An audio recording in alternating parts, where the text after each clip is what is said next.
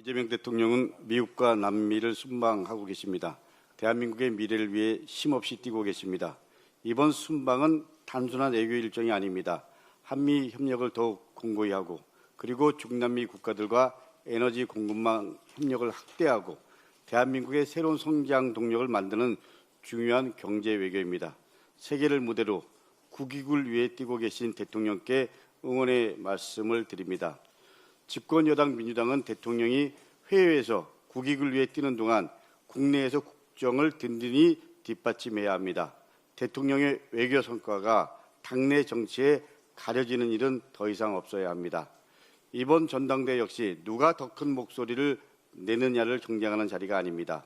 누가 이재명 정부를 가장 성공적으로 뒷받침할 수 있는지를 경쟁하는 그런 전당대회가 되어야 합니다. 그게 당원의 뜻이고 그게 국민의 요구입니다. 그게 시대 정신입니다. 민주당은 국민과 함께 더 큰 희망을 드리는 강력한 집권 여당으로서 나아가야 합니다. 공경합동수사본부가 특정 종교 세력의 집단 입당 의혹을 수사하고 있습니다. 이 사안의 본질은 하나입니다.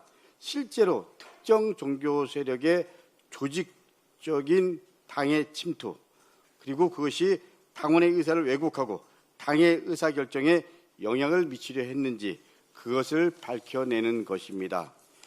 그런데 여전히 우리 내부에서는 본질을 흐리는 얘기들이 나오고 있습니다. 외부 세력의 개입 가능성을 경고한 사람에게 어떻게 알았느냐, 수사를 미리 알았느냐를 따집니다.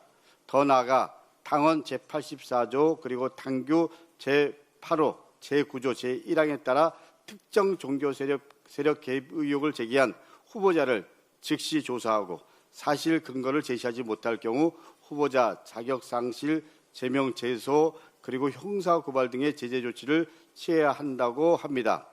속아 웃을 일입니다. 당을 파산시킬지도 모를 의혹 제기를 중징계 조치함으로써 혼란을 발본언색해야 된다, 세곤해야 된다, 이렇게까지 얘기합니다. 황당합니다.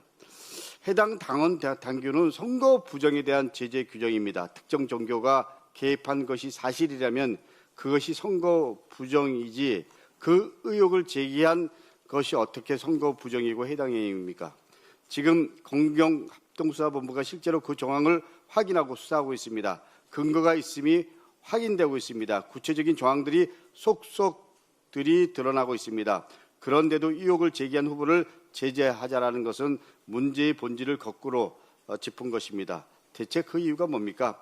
더욱이 우리 안에서는 대통령의 필연적 실패를 말하고 대통령의 검찰개혁 의지를 의심하는 공격에는 침묵하는 부분이 있습니다. 침묵하는 세력이 있습니다. 그런 부당한 공격에는 입을 닫으면서 외부 세력의 개입을 경고한 동지에게는 날을 세웁니다. 무엇을 지키고 무엇과 맞서야 하는지 완전히 뒤바뀐 것입니다.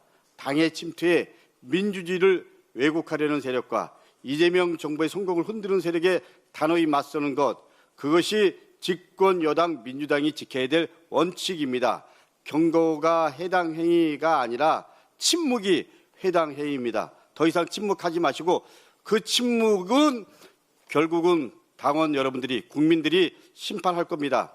이 문제는 합동수사본부의 수사에 맡기고 그리고 적극 협조해야 합니다. 당에서 앞장서서 이중당적, 위장입당자에 대한 자율적 정리를 실시해야 됩니다. 그래서 지난 금요일 날 당에 요구했습니다. 이제는 우리 모두가 전당대회에 집중해야 합니다. 이번 전당대회는 과거를 둘러싼 논쟁이 아니라 미래를 경쟁하는 전당대회, 그리고 이재명 정부의 성공을 위해서 누가 더 제대로 뒷받침할 수 있냐를 경쟁하는 전당대회가 되어야 함을 분명히 말씀드립니다. 이상입니다.